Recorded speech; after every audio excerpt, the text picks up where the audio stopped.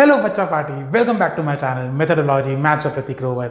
अगर आपने अभी भी इसको सब्सक्राइब नहीं किया है तो मान लीजिए मेरी बात, सब्सक्राइब कर लीजिए और उस बेल आइकन को भी दबा दीजिए, क्योंकि आपको भी पता है या पता चल जाएगा कि यहाँ पे मैथ्स के सोल्यूशन मिलेंगे यूं चुटकियों में। सारे इंपॉर्टेंट क्वेश्चन सब कुछ यहाँ पे मिलेगा आपको। Please subscribe to my channel. और आज की वीडियो की तरफ अब हम बढ़ते हैं। आज का हमारा टॉपिक है स्टैंडर्ड 9 का चैप्टर नंबर 4, लीनियर इक्वेशंस इन टू वेरिएबल्स। तो आज इस चैप्टर में हम क्या सीखेंगे? हमारा बेसिक कंसेप्ट चालू होता है फ्रॉम दैट वर्ड इक्वेशन। हम सबको पता है इक्वेशन क्या होता है, बट एक छोटा सा उसका रिकैप ले लेते हैं। इक्वेशन क्या होता है कि something on the left hand side is equated to something on the right hand side. बीच में होता है एक छोटा सा इक्वल टू साइन जो दोनों चीजों को कंपेयर करता है। इसको बोलते हैं हम लोग इक्वेशन। अब लीनियर इक्वेशन क्या होता है? लीनियर इक्वेशन होता है कि जिस इक्वेशन में वेरिएबल की हाईएस्ट पावर 1 होती है, या तो ऐसा बोला जाए कि इक्वेशन की डिग्री है 1, उनको बोलते हैं लीनियर इक्वेशन। अब इसको लीनियर क्यों बोलते हैं, इसका आंसर मिलेगा आपको आगे आने वाली वीडियो में जो इस चैप्टर को कंटिन्यू करेगी। फिलहाल इतना समझ लीजिए कि जिसकी डिग्री 1 है इक्वेशन की, उसको बोलते हैं लीनियर इक्वेशन। अब लीनियर इक्वेशन इन 2 वेरिएबल्स तक पहुंचने से पहले हम एक छोटा सा रिकैप लेते हैं कि लीनियर इक्वेशन इन 1 वेरिएबल क्या होता है। सिंगल वेरिएबल मतलब एक वेरिएबल है और आपको उसकी इक्वेशन का सॉल्यूशन निकालना है। फॉर एग्जांपल के तौर पे x + 5 इज इक्वल्स टू 17। थोड़ा कॉम्प्लिकेट कर देते हैं इसको, यहाँ पे 3x कर देते हैं। तो 3x + 5 इक्वल्स टू 17। आप देख पा रहे हैं कि एक इक्वेशन है, कुछ लेफ्ट हैंड साइड है, कुछ राइट हैंड साइड है। इसमें एक वेरिएबल है, कोएफिशिएंट है, कांस्टेंट है। तो अब मुझे x की वैल्यू निकालनी है इस इक्वेशन में से। हमने सबने सीखा है कि पहले 5 उधर जाएगा तो 3x = 12 हो जाएगा, फिर 3 डिवाइड होगा तो x = 4 हो जाएगा। इस तरह हमने 7 से लेकर अभी तक हर एक चरण में इस तरह हमने इक्वेशंस को सॉल्व करना सीखा है। और हमने सीखा है हर एक इक्वेशन का एक ही आंसर हो सकता है, दैट इज यूनिक सॉल्यूशन। कब? जब सिंगल वेरिएबल है। अब बात करते हैं 2 वेरिएबल्स की। जब 2 वेरिएबल्स आ जाते हैं, एग्जाम्पल के तौर पे suppose x + y is equals to 100। 2 values हैं, दोनों की वैल्यूज हमको नहीं पता और इक्वल्स टू 100 है। तो ये एक लीनियर इक्वेशन है। आप देख पा रहे हैं पावर 1 है दोनों की, हाईएस्ट पावर 1 है और बोथ आर इक्वेटेड, तो ये लीनियर इक्वेशन हो गया। दूसरा 2 वेरिएबल्स हैं तो ये लीनियर इक्वेशन इन 2 वेरिएबल्स हो गया। अब बात करते हैं इसको सॉल्व करने की। इसको सॉल्व करोगे तो आपका आंसर क्या आएगा? x और y दोनों के आंसर्स निकालने हैं आपको। तो एक बात समझ लीजिए, इसका एक आंसर आना पॉसिबल नहीं है। इसके कितने आंसर्स होंगे? इसके इनफाइनाइट आंसर्स होंगे। इसके कितने आंसर्स होंगे? इनफाइनाइट आंसर्स होंगे। एग्जांपल के तौर पे अगर x को मैंने 50 लिया, y भी मेरा 50, ये एक आंसर हो गया। अगर मैंने x को 49 लिया, y को 51 लिया, ये दूसरा आंसर हो गया। मतलब मैं x और y की अलग अलग वैल्यूज लेके ऐड करके 100 ला सकता हूं। एक ऐसी वैल्यू तो नहीं है जिसकी वजह से सिर्फ 100 आ रहा है। बहुत सी ऐसी वैल्यूज हैं जिसको ऐड करके 100 आंसर आ सकता है। तो इसको बोलते हैं इनफाइनाइट सॉल्यूशंस। अभी जो इनफाइनाइट सॉल्यूशंस होते हैं, इसको मुझे रिप्रेजेंट करना हो तो मैं कैसे करूंगा? अगर मुझे कोई पूछे कि इस इक्वेशन का आंसर निकालिए, अब इनफाइनाइट आंसर्स हैं, मैं कहां लिख के उसको बताऊंगा? बट हमको आंसर तो एक देना पड़ेगा, कुछ तो ऐसा देना पड़ेगा जिसकी मदद से सामने वाले को समझ आ जाए कि हाँ ये इसका आंसर है। तो इसका आंसर एक ही तरीके से निकाला जा सकता है, that is graphical method. Graphical method क्यों? क्योंकि जब आप इसके सॉल्यूशन को x और y की वैल्यूज को पुट करेंगे और अगर आप ग्राफ कंस्ट्रक्ट करेंगे तो हमेशा आपको ग्राफ मिलेगा एक स्ट्रेट लाइन। इसलिए इसको बोलते हैं linear equation, linear straight line. अब वो सिंगल लाइन हमारे लिए सॉल्यूशन कैसे हो गया? सिंगल लाइन हमारे लिए सॉल्यूशन इसलिए हुआ क्योंकि अगर उस लाइन के मैं हर एक पॉइंट को अपना सॉल्यूशन मान के चलूं तो एक लाइन पे कितने पॉइंट्स होते हैं? Infinite points. तो हमारे सॉल्यूशंस भी कितने हो गए? Infinite solutions. तो हमारे इनफाइनाइट आंसर्स सिर्फ एक लाइन पे रिप्रेजेंट हो जाते हैं। इसलिए हम लोग इसको बोलते हैं लीनियर इक्वेशन, जिसमें हम ग्राफ की स्ट्रेट लाइन पे अपने सॉल्यूशन को रिप्रेजेंट कर देते हैं। अभी सॉल्यूशन निकालना कैसे है वो तो हम आगे सीखेंगे। फिलहाल अभी हमको बेसिकली क्या समझना है? बेसिक से ये समझना है कि इस इक्वेशन को जो 2 वेरिएबल्स में है उसको रिप्रेजेंट कैसे करते हैं, लिखते कैसे हैं। तो उसका एक जनरल फॉर्म होता है। उसका जनरल फॉर्म होता है ax + by + c is equals to 0। मतलब राइट हैंड साइड पे हमेशा 0 आएगा, लेफ्ट हैंड साइड पे x वेरिएबल होगा, y वेरिएबल होगा, x का कोएफिशिएंट a होगा, y का कोएफिशिएंट b होगा और c हमारा कांस्टेंट टर्म होगी। ठीक है, राइट हैंड साइड कंपल्सरी 0। ये जनरल फॉर्म है लीनियर इक्वेशन इन 2 वेरिएबल्स की। अब इसके बेसिस पे चैप्टर कैसे आगे बढ़ेगा। पहली एक्सरसाइज में आपको सारी इक्वेशंस फॉर्म करनी आनी चाहिए। 2 वेरिएबल्स में इक्वेशंस को फॉर्म करना आना चाहिए यूजिंग वर्ड प्रॉब्लम्स। सेकंड, उसी एक्सरसाइज में हम लोग ये भी सीखेंगे कि जनरल फॉर्म में कैसे डिनोट करते हैं, कोई भी इक्वेशन को जनरल फॉर्म में कैसे लेके आते हैं और उसके ए, बी और सी को कैसे डिफाइन करते हैं। सेकेंड एक्सरसाइज में हम सीखेंगे कैसे सॉल्यूशंस निकालते हैं, सॉल्यूशन निकालना सीखेंगे। ये 2 एक्सरसाइज आज कंप्लीट होगी, तो प्लीज जुड़े रहिए इस वीडियो के साथ। अभी हम स्टार्ट करने जा रहे हैं एक्सरसाइज 4.1। तो फर्स्ट क्वेश्चन आप देख सकते हैं बोर्ड पे। ये फर्स्ट क्वेश्चन को क्या समझाना चाहता है कि नोटबुक की कॉस्ट पेन की कॉस्ट से डबल है, तो नोटबुक और पेन की दोनों की कॉस्ट को वेरिएबल ले सकते हैं और उनको कंपेयर करके हम इक्वेशन फॉर्म कर सकते हैं। सिर्फ इक्वेशन फॉर्म करनी है। तो let us start. Let the cost of notebook equals to ₹X and that of pen is equals to ₹Y। अब नोटबुक की cost X is given 2 times Y। This becomes your equation। ये first का answer है। हाँ, ये general form में नहीं है, बट ये फर्स्ट का आंसर है।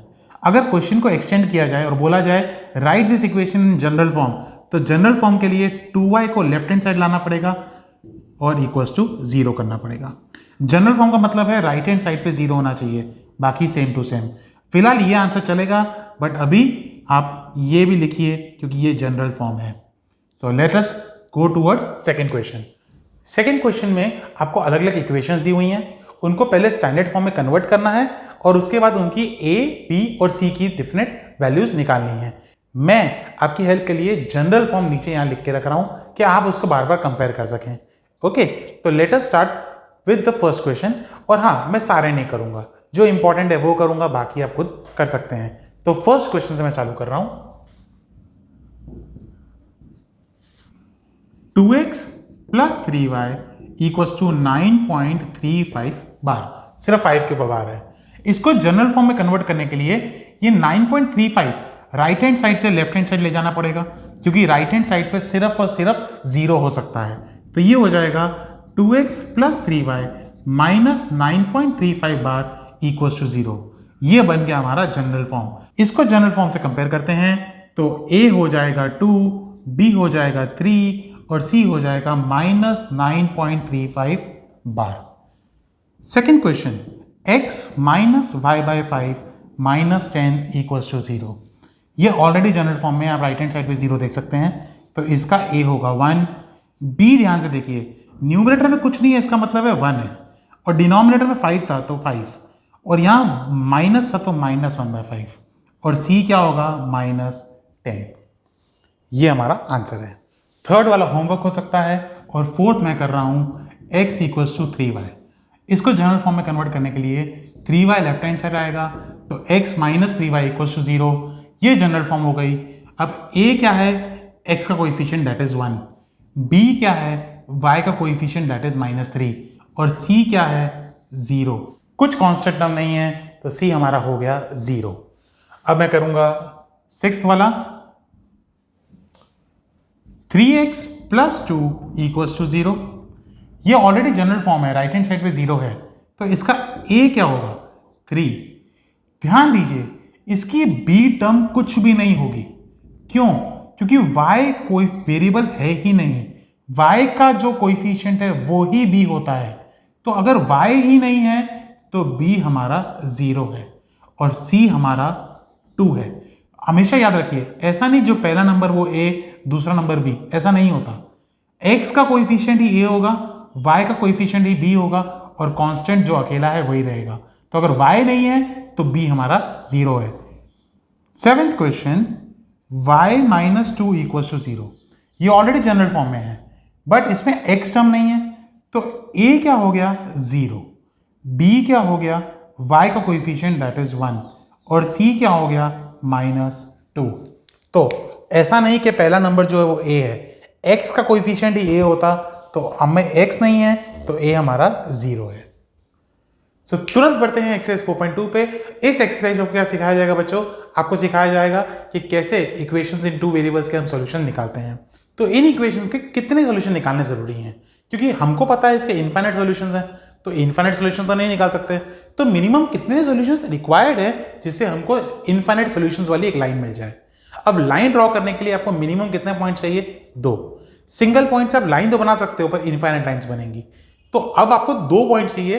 बट 2 पॉइंट से क्या हम सेटिस्फाई हो जाएंगे, क्योंकि मैं आपको कुछ समझाना चाहता हूं। बोर्ड तो ये कहता है कि आप 2 पॉइंट्स ले लो, लाइन बनाओ, आंसर आ गया, यू आर राइट। बट उन 2 पॉइंट्स पे क्या आप रिलाय कर सकते हो कि आपका आंसर राइट है।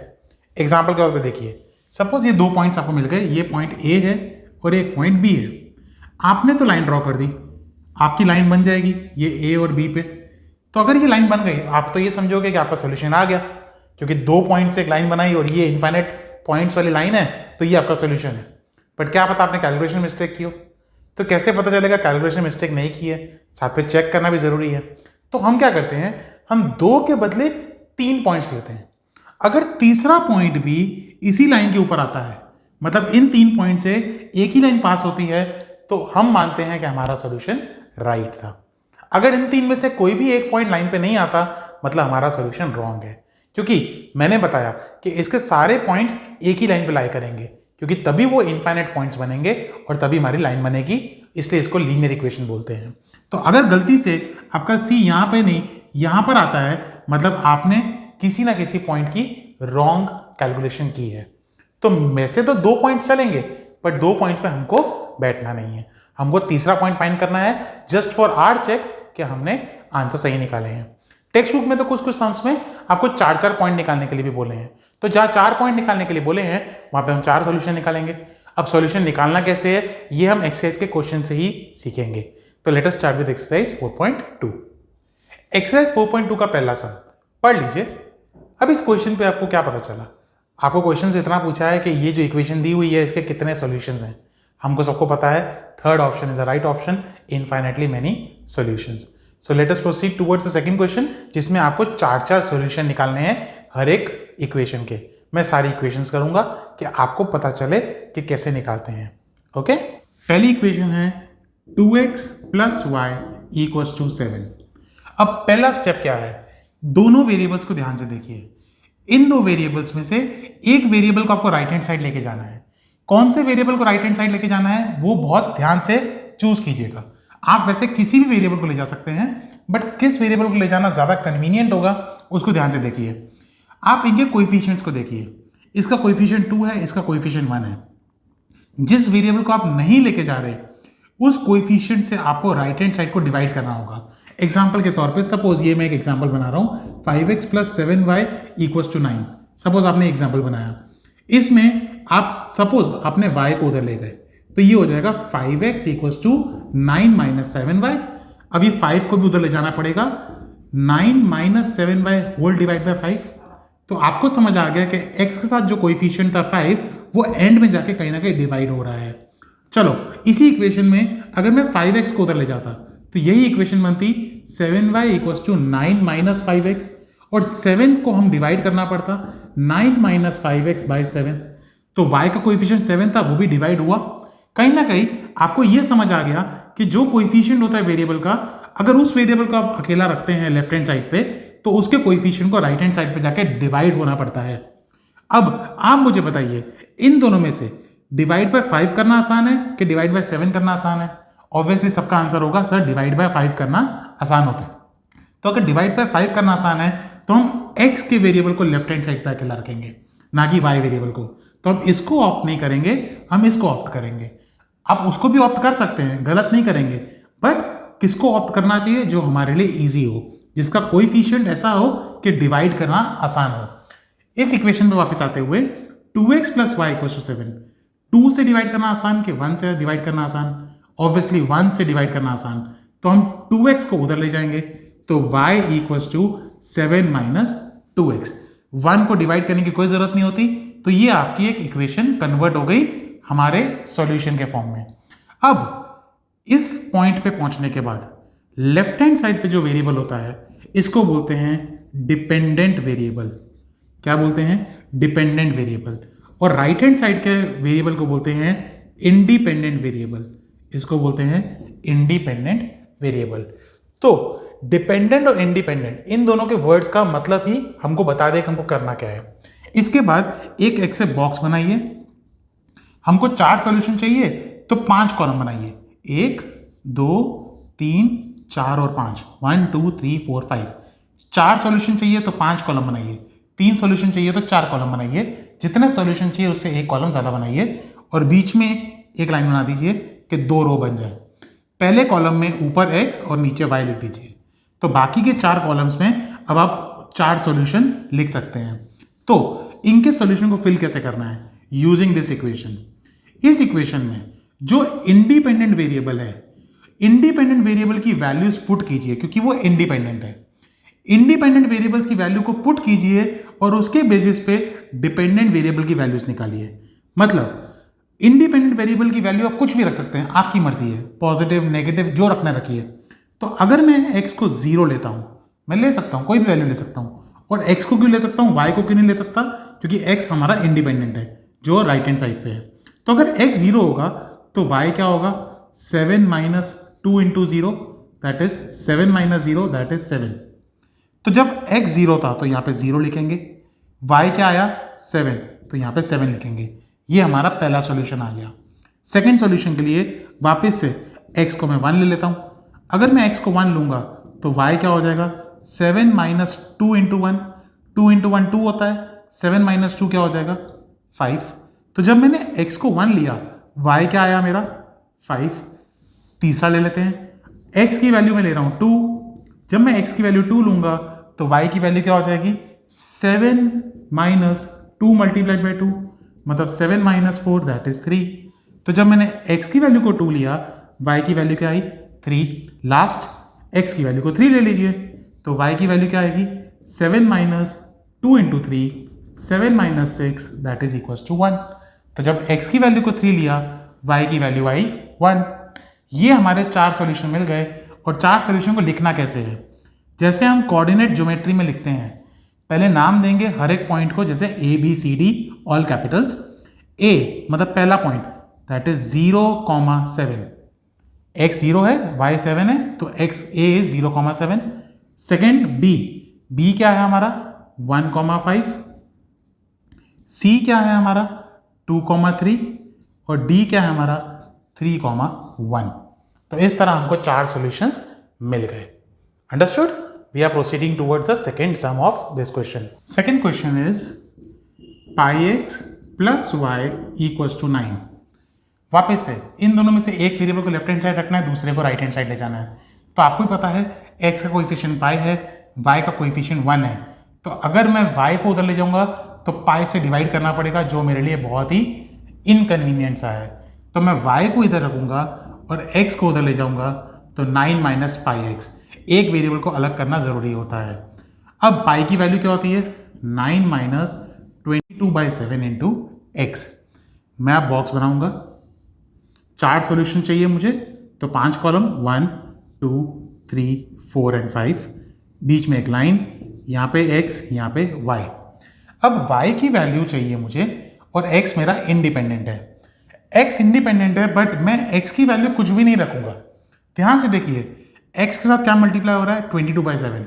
अगर मैं x की वैल्यू कुछ भी ले लूँ तो यहाँ पे 7 डिवाइड नहीं होगा, और 7 डिवाइड होके नहीं होके एक मुझे रैशनल नंबर देगा जो इनफाइनाइट डिजिट्स तक जाएगा।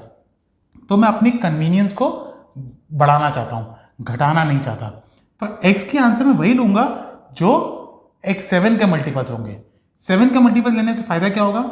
7 यहाँ से कट जाएगा और मुझे जो आंसर मिलेगा वो इंटीजर के फॉर्म में मिलेगा।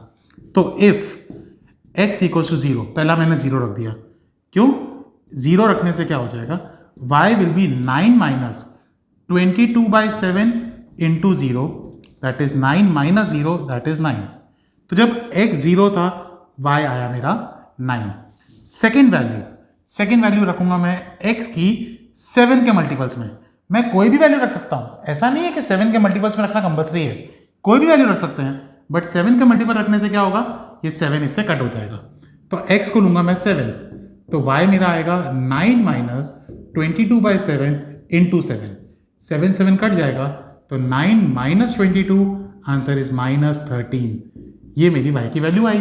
तो जब x 7 था, y था माइनस 13। नाउ x को मैं लूंगा माइनस 7, नेगेटिव भी लेके देख लेते हैं, तो y क्या हो जाएगा, 9 माइनस 22/7 इंटू माइनस 7। ये 7 7 कटेगा, 9 माइनस 22 इंटू माइनस, ये माइनस माइनस प्लस 22 हो जाएगा। 9 प्लस 22 इज 31। तो जब y में x मेरा माइनस 7 था, y मेरा 31 था।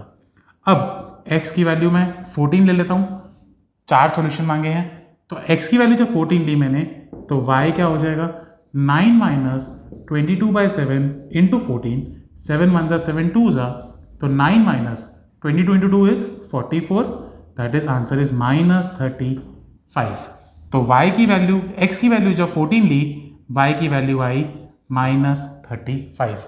तो your 4 solutions are A 0,9, B 7, minus 13, C minus 7,31 and D 14, minus 35. We are proceeding towards the next sum. Third sum, x is equals to 4y. इस form में ऑलरेडी x हमारा dependent है, y हमारा independent है, किसी को भी इधर उधर ले जाने की जरूरत नहीं है। So we need just 5 columns, 1 2 3 4 and 5, 2 rows. पहले में x और y, आपको पता है y इसमें इंडिपेंडेंट है, तो y अगर इंडिपेंडेंट है तो if y equals to 0, x will be equals to 4 multiplied by 0, that is 0. y 0 है तो भूल के भी ऊपर मत लिखिएगा, y के सामने 0 लिखिएगा कि y 0 है तो x क्या आया, 0। अब y की वैल्यू को मैं 1 ले सकता हूं, तो x क्या आएगा, 4 इंटू 1, दैट इज 4। तो जब y की वैल्यू को 1 लिया, 1 नीचे लिखना है, तो x की वैल्यू आई 4। y की इक्वल टू 2 ले ली, तो x क्या आएगा मेरा, x आएगा 4 मल्टीप्लाइड बाई 2, दैट इज 8। तो y जब 2 लिया, x आया 8। लास्ट माइनस 2 ले लेते हैं, तो x आएगा 4 multiplied minus 2, that is minus 8। तो जब y माइनस 2 था, x था minus 8। So your 4 answers are A 0,0, B 4,1, C 8,2 and D -8, -2, your 4 answers. अब इन क्वेश्चंस में एक ध्यान रखिएगा, कभी कभी हमको वर्ड प्रॉब्लम्स में ऐसा दिया होता है जिसमें नेगेटिव वैल्यूज पॉसिबल नहीं होती, तो ध्यान रखिएगा हमेशा नेगेटिव वैल्यू लेना जरूरी नहीं है। एग्जाम्पल के तौर पे कभी कभी क्या होता है, एज के क्वेश्चंस आते हैं, फादर की एज सन या डॉटर के ऊपर डिपेंड करती है, या डॉटर की और सन की एज फादर पे डिपेंड करती है। तो ऐसे क्वेश्चन हम कभी नेगेटिव नहीं ले सकते। क्यों नहीं ले सकते? क्योंकि नेगेटिव लेंगे तो एज तो कभी नेगेटिव हो नहीं सकती। तो इन क्वेश्चंस में ध्यान रखिएगा कि हर जगह नेगेटिव क्वेश्चंस नहीं चलेंगे। So let us proceed towards the third question. Third question में क्या कहना चाहते हैं, एक इक्वेशन दी हुई है हमको, उस इक्वेशन के नीचे कुछ पॉइंट्स दिए हुए हैं और आपको सिर्फ इतना बताना है कि वो पॉइंट उस इक्वेशन के हैं कि नहीं, मतलब उसका सॉल्यूशन है कि नहीं। तो कैसे पता चलता है, जो पॉइंट्स दिए हुए हैं उसका जो आगे का नंबर है वो x है, जो पीछे का नंबर है वो y है, उनको उस इक्वेशन में सब्स्टिट्यूट कीजिए, सिर्फ लेफ्ट हैंड साइड पे सब्स्टिट्यूट कीजिए, और अगर सब्स्टिट्यूट करने के बाद उनकी वैल्यू राइट हैंड साइड के इक्वल आ जाती है, इसका मतलब है कि वो उसके सॉल्यूशंस हैं। अगर नहीं आती है तो नो। तो हमको इक्वेशन क्या दी हुई है, हमको इक्वेशन दी हुई है x - 2y = 4। पहला पॉइंट क्या है, 0,2। अब x की वैल्यू 0 और y की वैल्यू को 2 पुट कीजिए। हम LHS में 0 - 2 × 2, तो 0 - 2 × 2 दैट इज 4, आंसर इज -4। यहाँ -4 आया बट आंसर क्या चाहिए था, 4, तो यहाँ लिखेंगे नॉट इक्वल्स टू 4, RHS के इक्वल नहीं आया, therefore it's not a solution, it's not a solution. Second 2,0, x की वैल्यू को 2 और y की वैल्यू को 0 हम LHS में पुट करेंगे, तो 2 - 2 × 0 that is 2 - 0, answer is 2, not equals to 4। ये भी RHS के इक्वल नहीं आया, तो इसका फाइनल आंसर भी अब यही लिखेंगे, it's not a solution. Third question, 4,0 x की वैल्यू को 4 और y की वैल्यू को 0 हम LHS में पुट करेंगे, तो 4 minus 2 into 0, 4 minus 0 equals to 4। इसकी वैल्यू RHS के इक्वल आ गई, इट्स अ सॉल्यूशन। इसकी वैल्यू सॉल्यूशन बन गई। फोर्थ क्वेश्चन, √2, 4√2, x की वैल्यू √2, y की वैल्यू 4√2, तो LHS में पुट करेंगे तो √2 माइनस 2 इंटू 4√2, √2 2 इंटू 2 8 हो जाएगा, तो माइनस 8√2, √2 माइनस 8√2, यस उनको सब्ट्रैक्ट किया जा सकता है, तो आएगा minus 7√2 which is not equals to 4। अगर 4 के इक्वल नहीं है, मतलब RHS के इक्वल नहीं है, तो क्या आंसर आएगा, it's not a solution. Fifth question, 1,1, x के बदले 1, y के बदले 1, LHS में रखेंगे। LHS हमारा 1 minus 2 into 1, 1 minus 2, answer is -1, not equals to 4, it's not a solution. तो let us proceed towards the fourth question, last question of exercise 4.2। Fourth question जो board पे देख रहे हैं बहुत इंपॉर्टेंट क्वेश्चन है। इसमें क्या होता है, x और y की एक सॉल्यूशन दिया होता है और उसको इक्वेशन में एक अननोन वैल्यू, जैसे इस क्वेश्चन में k की दी हुई है, ऐसे दी होती है और हमको अननोन वैल्यू पुट करनी होती है। अब इन्होंने बता दिया है, एक ऐसा उन्होंने आंसर दे दिया है हमको, जो x और y का वैल्यू है वो उसका सॉल्यूशन है। तो अगर हम सॉल्यूशन को ही सब्स्टिट्यूट करेंगे तो LHS और RHS तो डेफिनेटली इक्वल हो ही जाना है। हमको चेक नहीं करना है कि इक्वल है कि नहीं, बोला हुआ है कि ये इक्वल है, तो जस्ट हमको उसको सब्स्टिट्यूट करके k की वैल्यू निकाल लेनी है। तो हमारा क्वेश्चन क्या है, क्वेश्चन है 2x plus 3y is equal to k, और x और y की कुछ वैल्यूज दी हुई हैं जो इसका सॉल्यूशन है। x की क्या वैल्यू दी हुई है 2 और y की दी हुई है 1, तो हम इसको डायरेक्टली सब्स्टिट्यूट करेंगे, नो LHS RHS। क्यों LHS RHS नहीं, क्योंकि इसमें पहले से ही बोला हुआ है कि ये इसके सॉल्यूशन हैं, चेक करने को नहीं बोला है। तो हम डायरेक्टली पुट करेंगे 2 multiplied by 2 plus 3 multiplied by 1 is equals to k। Therefore 4 plus 3 equals to k, तो k की वैल्यू आएगी 7। इस तरह कोई भी अननोन वैल्यू किसी भी इक्वेशन में हम फाइंड कर सकते हैं अगर उसके वेरिएबल्स का एक भी सोल्यूशन हमको दिया हो तो। इनफाइनाइट सॉल्यूशन में से उन्होंने एक सॉल्यूशन हमको दिया हुआ था। Alright guys, that's all for today. We'll meet you soon in the next video.